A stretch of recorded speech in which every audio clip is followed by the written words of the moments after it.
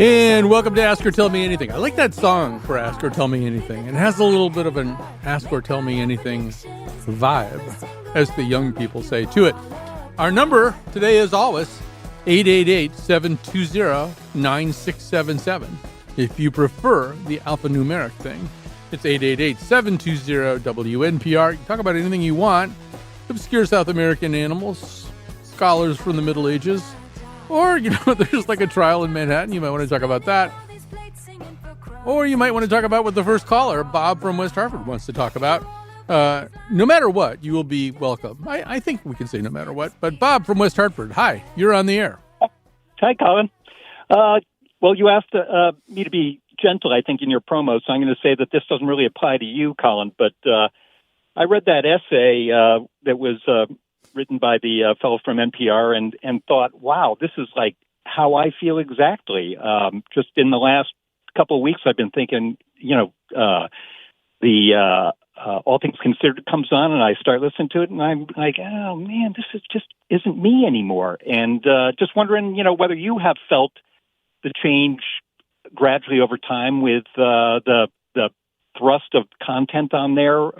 It sure has been hitting me. And just wondered what you thought. Well, let me just back up and get everybody on the same page. I'm not sure how many people know about this or have been following it, but over the course of the last week, kind of an interesting, to put it mildly, set of debates boiled up around this piece by a guy named Yuri Berliner. He wrote it in the Free Press, which is Bari Weiss's conservative kind of publication on Substack. It's sort of a conservative but not Trumpy publication.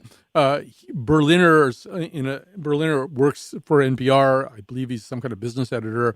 He, in a pretty lengthy piece, talked about the idea that kind of like what you're saying, that in some ways NPR is no longer recognizable, that its leanings have become so acute, and that I think his overarching argument might be that NPR's interest in diversity, equity, and inclusion, as kind of currently construed by HR departments and other people as well, doesn't really include diversity of ideology, that the content has gotten kind of very left-leaning and woke.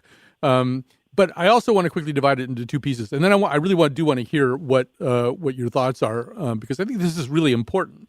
But I think the first part of his piece is bad. It's bad because it's just full of things that are wrong.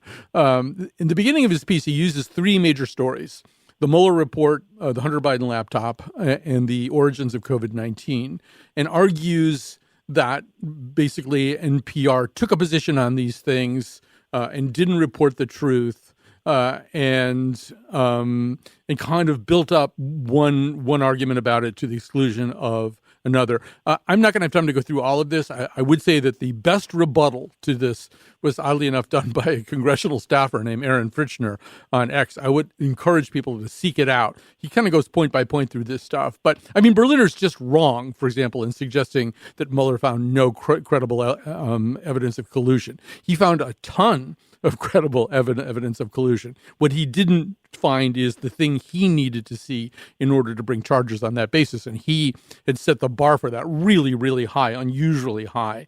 And so it was just hard to clear it. But the collusion was unmistakable. It's there in the report. No way you can read the report without thinking that. I could say similar stuff about what got said about the Hunter Biden laptop and the origins of COVID.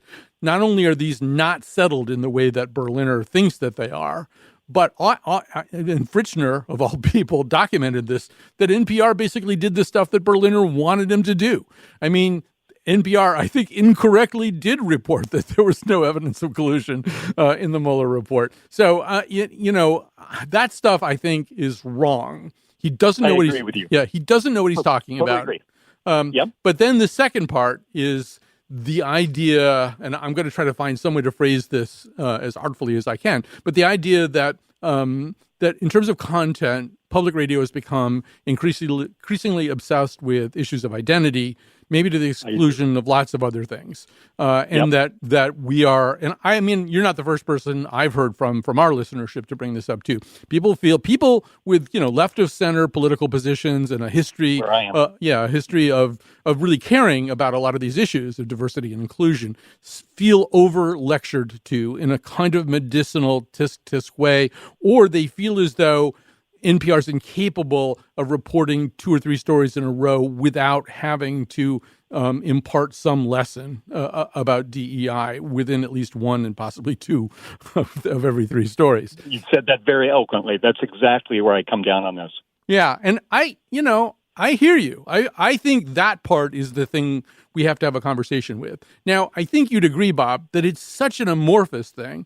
Like, it's sort of like you think, well, I don't trust AI to do much of anything. But, one thing you could do is just turn AI loose on this question and say, okay, what percentage of the time does NPR drag, issues of, drag is already a loaded word. But what percentage of the time does NPR put issues of diversity and inclusion into pieces compared to some other kind of baseline? The baseline either being what NPR was like in 2018 or, what some other relatively comparable institution would do. I mean, it's a hard thing to kind of say, oh, well, we're doing 18% too much of that now. We need to do it.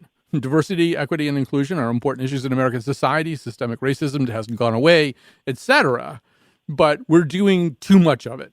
Well, how much is too much? I mean, it really is. I'm not dodging this question. I'm just sort of saying I understand the sensibility and I, to a certain degree, agree with some of it. But I'm wondering how to solve it. Right. So, I mean, do you guys have conversations about this in your board meetings?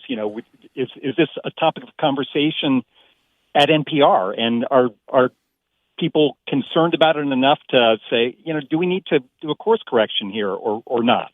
I think that this Berliner piece and all the attention that it's gotten has occasioned maybe a different kind of conversation. And I'll go back and say that the current CEO of NPR is very new.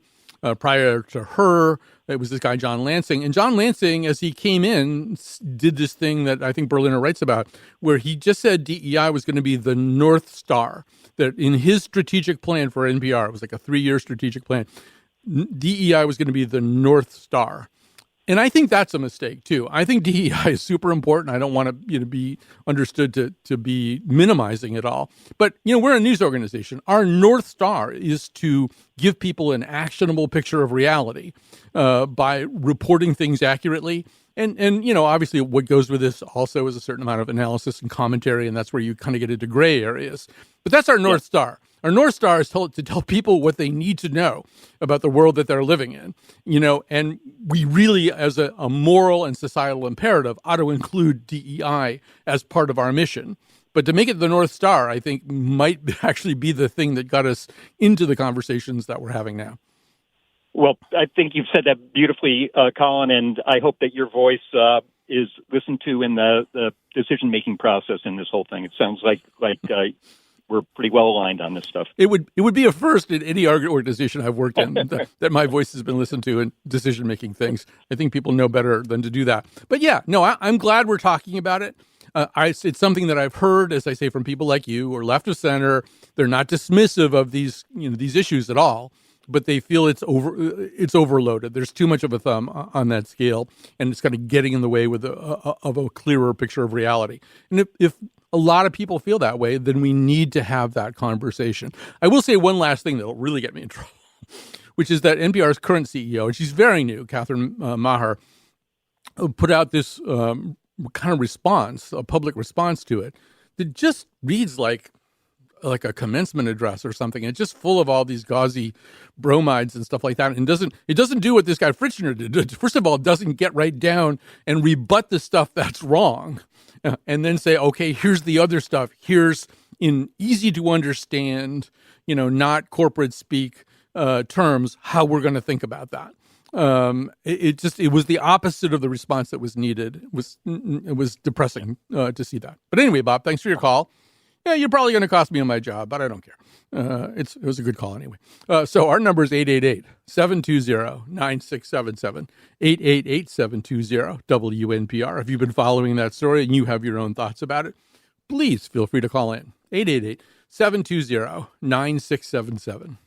One of the things that I think that I wind up thinking about a lot in this job. So I used to have a job for 16 years, doing the other kind of radio, where today, if I were in my old job, all I would be doing is talking about Donald Trump on trial and some related issues. And all I would have done on Friday was probably reminisce about the OJ case and what impact I thought it had on society. We do a different kind of show now. I mean, our whole goal is very different.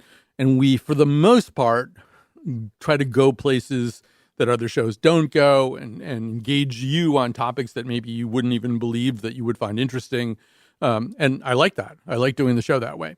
On the other hand, there are times, I mean, we do it so much that it's kind of hard for us to turn the battleship around and say, okay, this is, I mean, in the words of the Schuyler sisters in Hamilton, history is happening, and we don't want to miss this.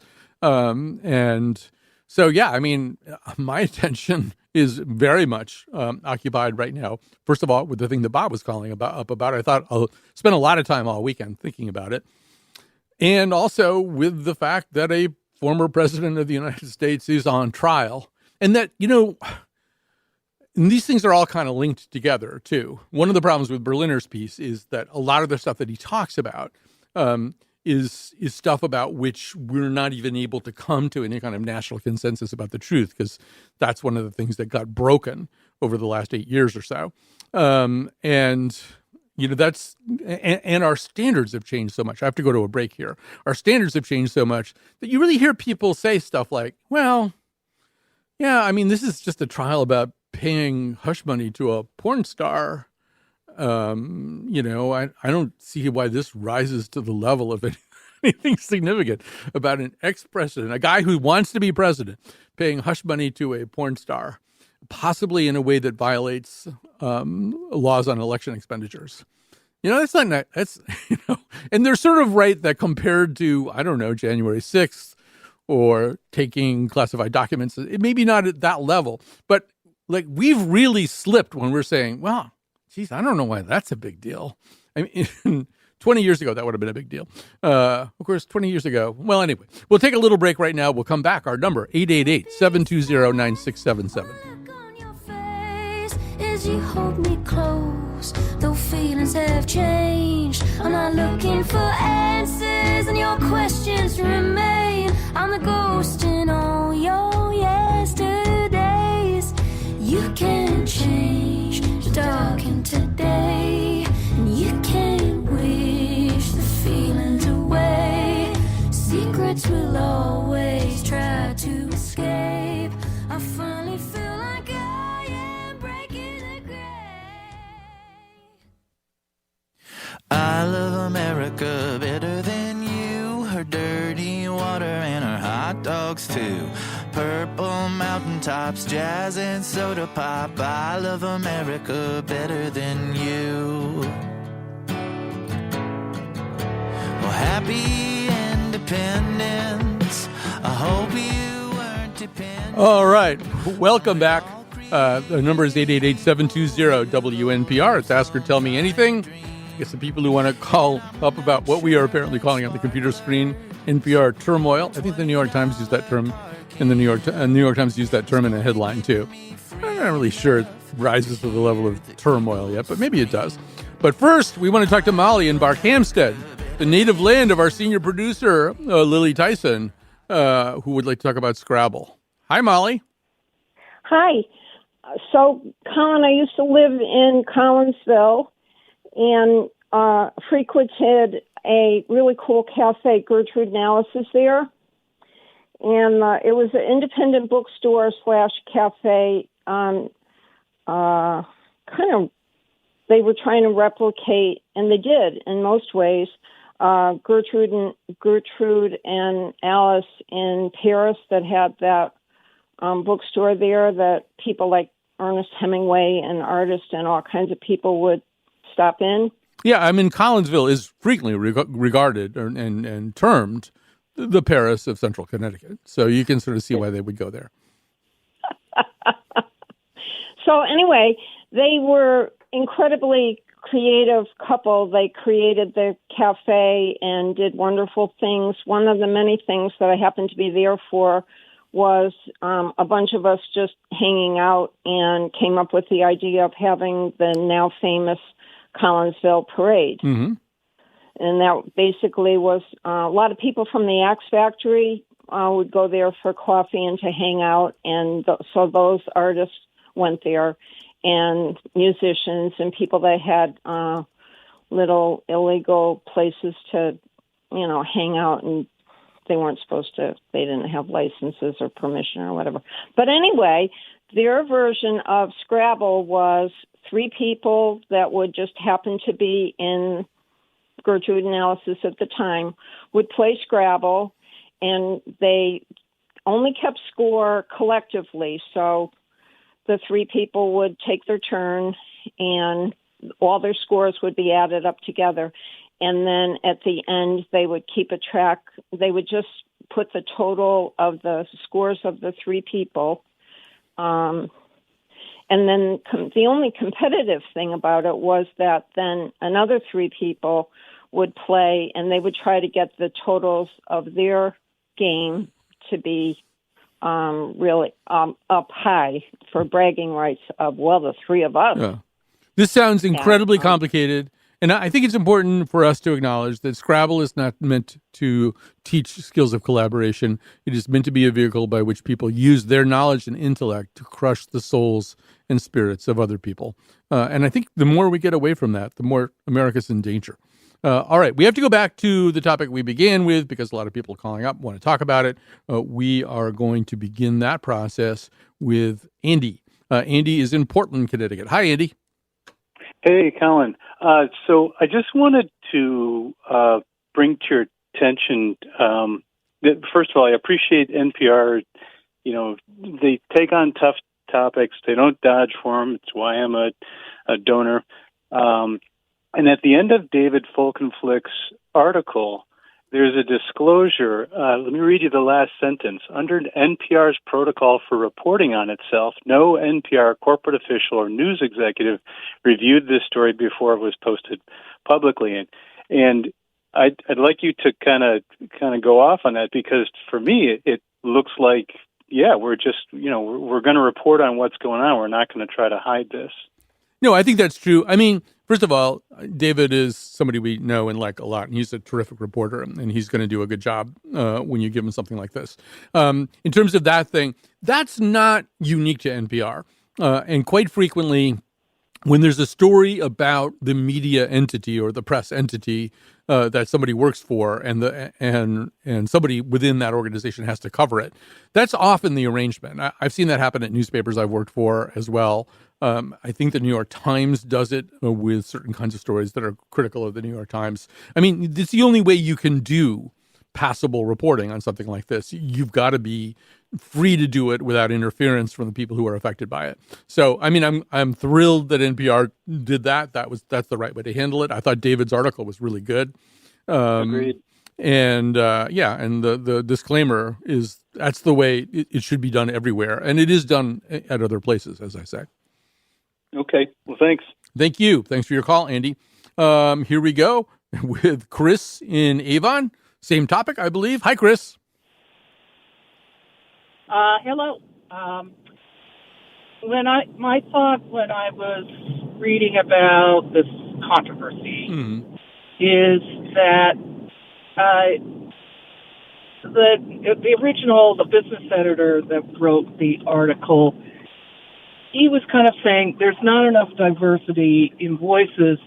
But my thought was, what he was saying, there's not enough diversity in white establishment voices at NPR. That's being eroded by bringing in more diversity in people of color and people like that. And I'm not sure you can really do a binary on that.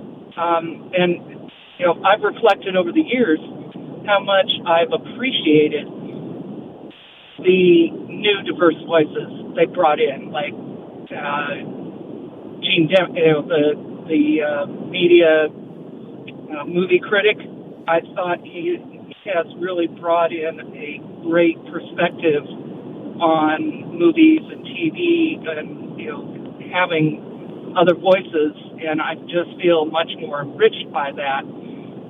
I agree. I love I love that we've got Aisha hosting on on Weekend Edition on Sundays.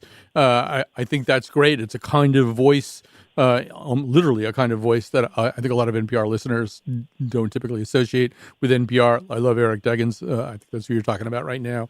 He's terrific as well. And I should say that when this guy Standish came in and did this whole North Star thing, he had a legitimate issue. It's weird because we did a show about all of this stuff that we're talking about now. We did it in 2022.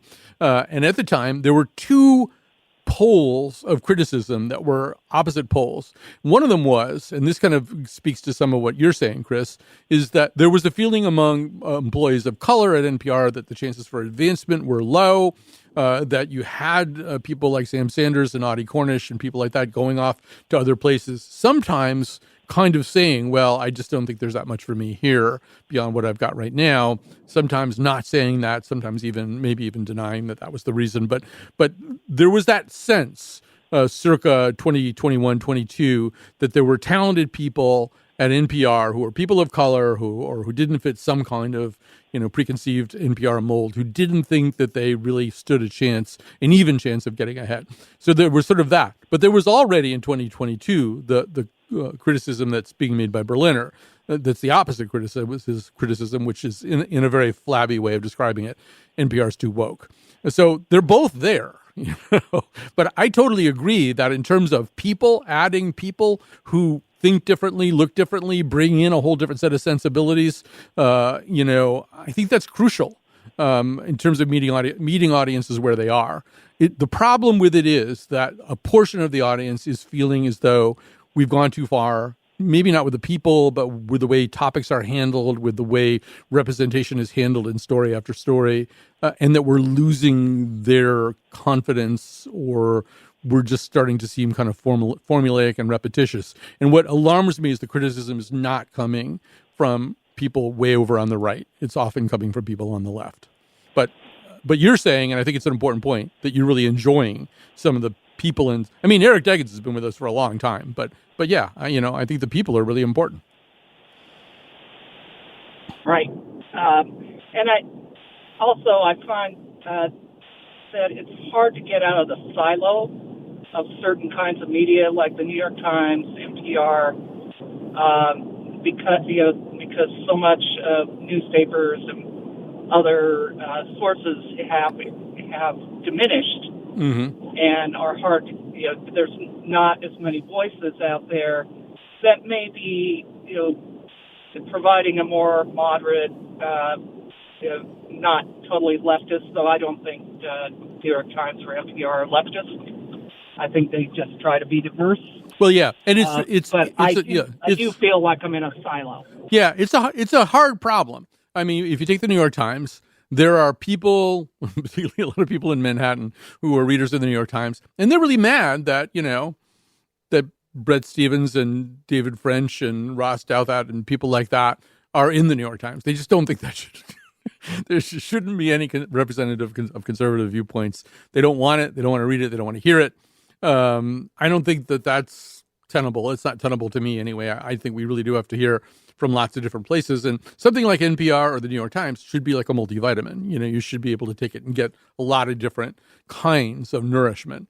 There are, I really do make an effort to read stuff that I know I probably won't agree with. I read or I look at Barry Weiss's Free Press and stuff like that, where that article, the Berliner article, first appeared, to see what they're saying. Unheard, UNHERD, is another one. It's kind of like that. It's not Breitbart, but they're not entirely happy with what they see as, a liberal intelligentsia ruling over journalism. And so they have other things that they want to say.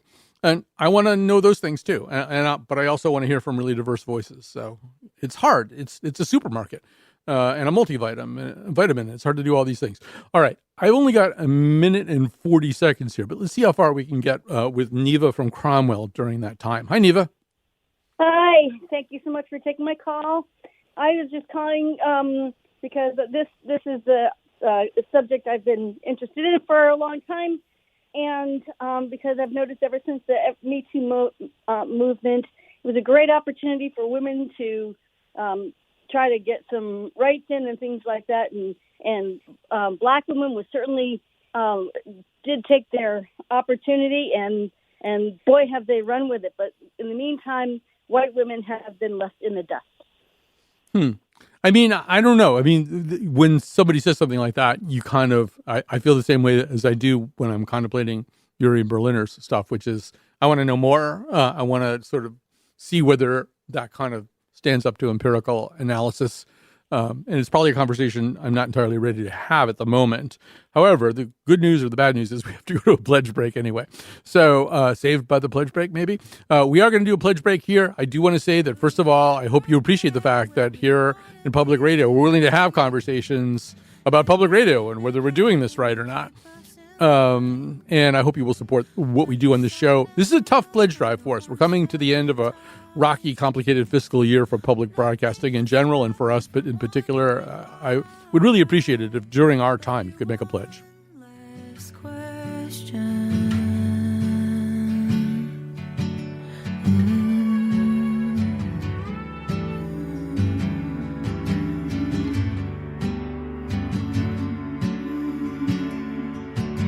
Does the sky get tired of holding our breath?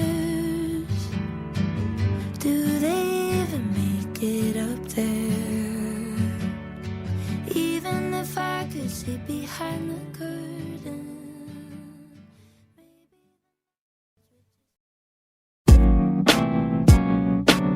All episodes of The Colin McEnroe Show are available 24/7 at ctpublic.org/Colin, which is also where you can sign up for our delightful free fortnightly newsletter, The Noseletter. You can listen to any episode on any podcast app. Have a question or comment? Email us at colinshow@ctpublic.org. Now, back to the show. Thank you very much, Sabrina. And I'm also very confused about where we are in the middle of these pledge shows. But I know that it's time to say that thanks to the technical producer, that's the maestro, Dylan Reyes.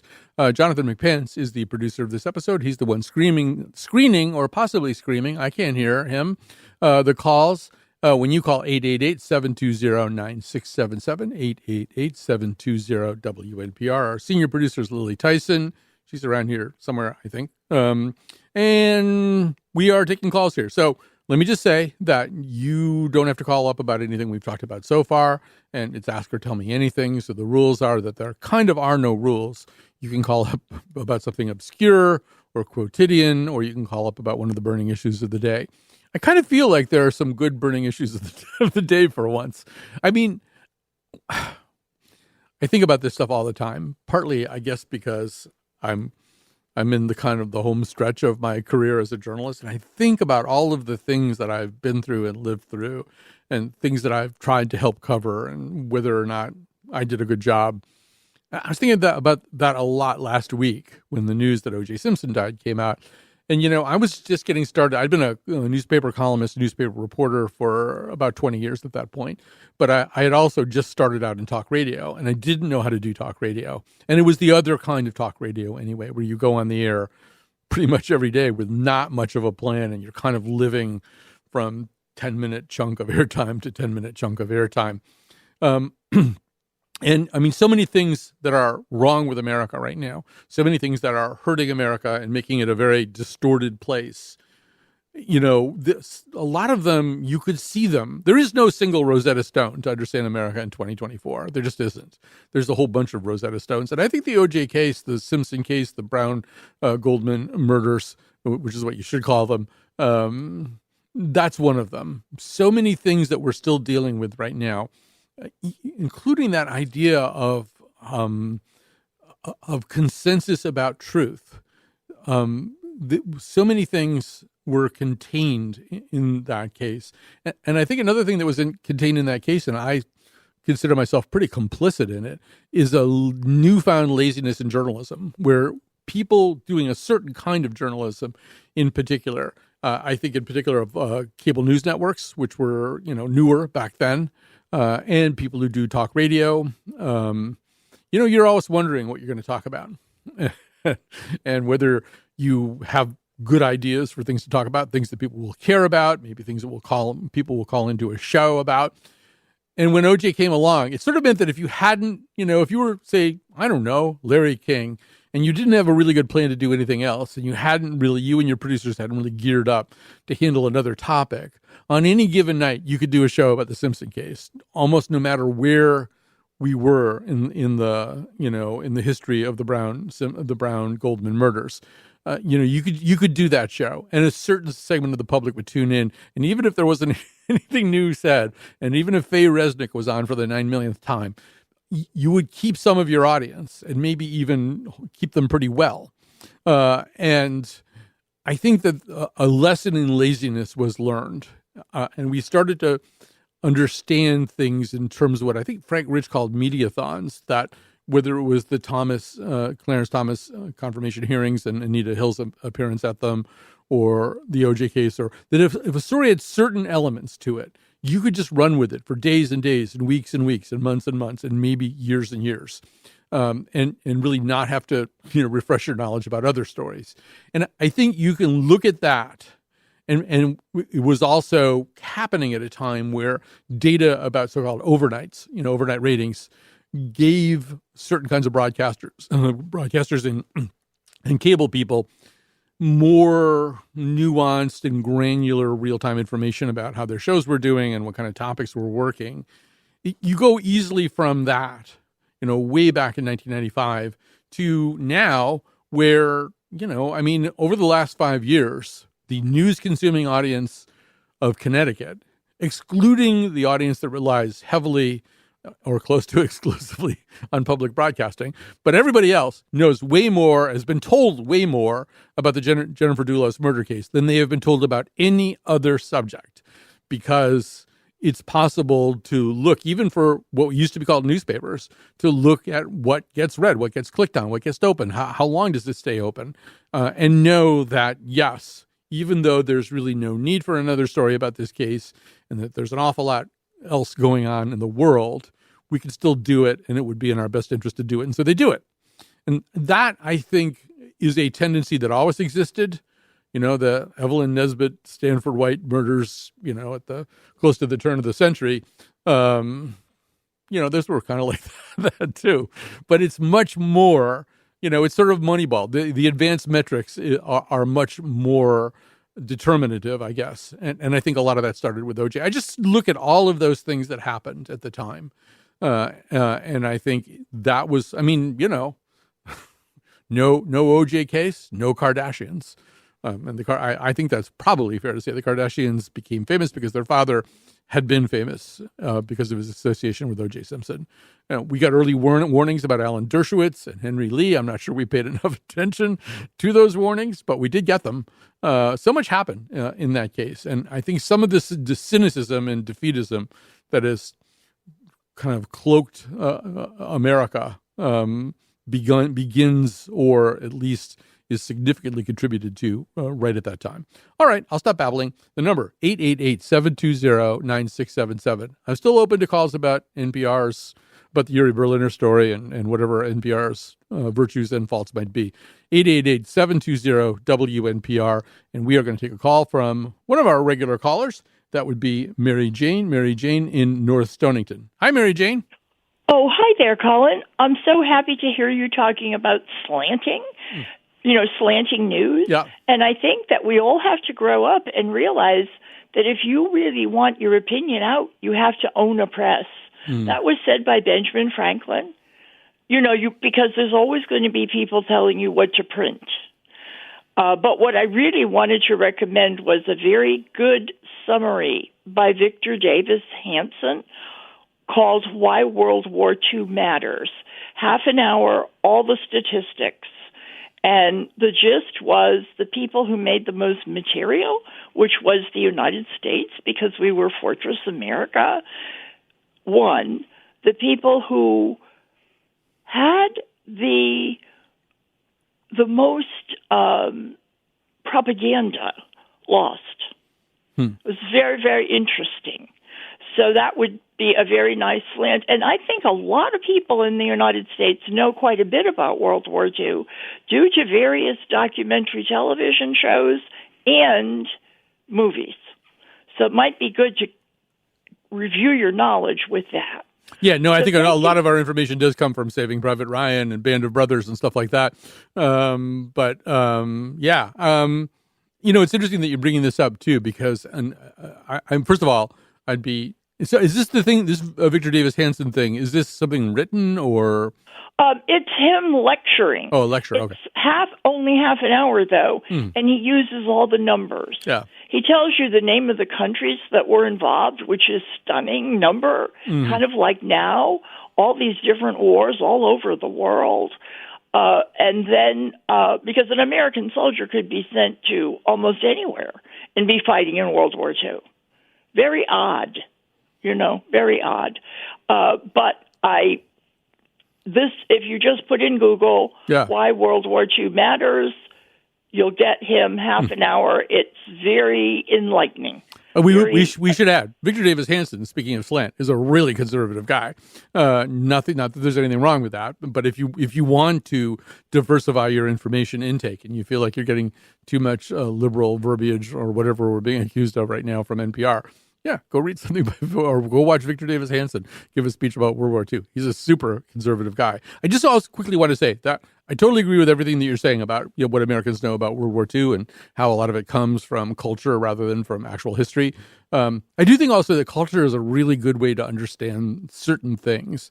And one reason I'm thinking that is I went to a preview performance on Friday night of Arthur Miller's All My Sons at the Harper Stage Company. It's I think a really exciting production. I'm a little daunted by Arthur Miller a lot of the time. I feel like it's just going to be so sobering that I won't be able to take it. But actually, this production is as light on its feet as you can get Arthur Miller to be without sacrificing any of the seriousness. And that's that play, which is in fact about what you're talking about to a certain degree. It's about the people who were manufacturing stuff at the time of World War II. And whether corners were cut or whether people got, kind of unattractively rich, stuff like that. It's handled very interestingly. And things are said that I think you wouldn't hear in a documentary, but that doesn't make them any less true. So I do recommend All My Sons to people who want to think a little bit differently. And thanks, Mary Jane. Your calls are always so interesting. We've got Jermaine in Glastonbury. Let me get Jermaine all set up here. Hi, Jermaine. You're on the air. Hey, how you doing? What's going on? I don't know. Glad that you caught my phone. You mentioned some very interesting topics. I only can throw out a few because you're taking calls. One is that there tends to be this backlash or this emotional impact of the OJ trial several decades later, which I believe is perpetuated by the media itself. And there is also an underlying tone of variant racism because of the nature of the case, where you have a defendant who's African American and his wife was a Caucasian woman. However, there's been a lot of talk in alternative media where he wasn't the one who actually did the crime himself. And people have also said that Megyn Kelly of Fox News is a strong resemblance to Nicole Simpson. So those things should be. But what would that have to do with anything? What would Megyn Kelly have to do with anything? I don't get it. A significant lot. She has a resemblance to Nicole Simpson, and for you, your response to question it gives me signals that it doesn't want to be discussed. I just have no idea what point you're making. I mean, I'm being honest here. I have no idea why that would have anything to do with anything. Well, I just mentioned three different points. No, I'm talking about the Megyn Kelly point. I'm talking about the Megyn Kelly point. To be clear, she looks like she has a resemblance. No, I think you've made that clear. I think Jermaine, I think we're clear that you're saying that. Thank you. I just don't understand what that has to do with the Brown Simpson murder case. Well, it has an impact on it, and if she is really alive, or is this someone? Oh no, you're not. You're not seriously suggesting that Megyn Kelly. It never occurred to me that we were going to go to such a wacky place. Well, it is wacky. It's a wacky world out there, my friend. Yeah, no, Megan Kellyans is not Nicole Brown Simpson. That just, and I think if you're going to call up and say, well, there's some evidence that, somebody else did it or something. Well, that was OJ's position, and he certainly never did find anybody. I think to say something like that in the alternative media, there's a theory about somebody else having done it. I don't know. I mean, I'd be happy to look at any new set of facts, but it's harder for me to look at some kind of theory that's not very well spelled out. Anyway, sorry to end on that particular call, but what can you do? Thanks for listening today. People are going to ask you to support this station, this radio show at the time this radio show is on. I would appreciate it so much, particularly in this fund drive, which I feel might be the most important one of the time that I've spent here in public radio. I would really appreciate it if you would make a donation today in our time slot.